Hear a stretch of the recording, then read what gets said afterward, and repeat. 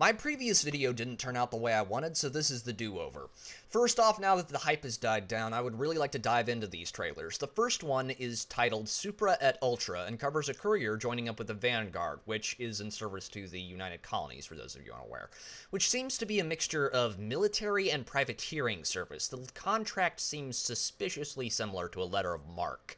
And the job seems to pay pretty frigging well, because he owns a penthouse apartment in New Atlantis. Next up, we have The Hand That Feeds, in which a neon thief named Ada saves a Ryujin employee from her partner Harper and thus gets a job from said company.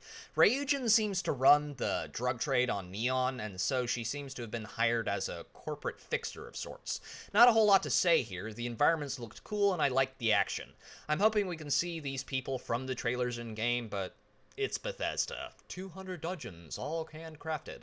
And lastly, we have Where Hope Is Built. This one covers a chick named Vanna who lives in Space, Texas, and is trying to get her busted ship working. She's a war orphan, as her parents were mech pilots. And how about them mechs? To me, they look rather Battletech, and thus the trailer is probably my favorite. I may not be the biggest fan of the Battletech setting, as I prefer my sci-fi settings to have aliens in them, but I will take the mechs any day. Anyway, Vanna helps out an old dude that's getting held at gunpoint out of his sticky situation and gets the missing part for her ship that she needs, and she goes off to explore the stars. It's almost storybook. Now, I'm about to go clear the air on this. I'm not the biggest anime fan, preferring my characters to not have eyes the size of saucers. I prefer bande dessinées because no one makes comics of any kind like the French. However, the art style looked fine. Here's where my positivity gets tempered somewhat, because if you want to know the names of these characters, you're going to have to go to the About section and read about it. Now, I'm not against reading.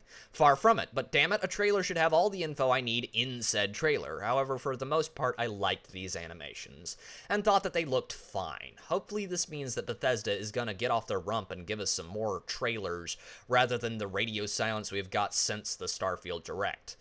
I need Starfield news to cover, damn it. Anyway, tell me what you think down below. This has been Pete, the Radical Nerd, signing off.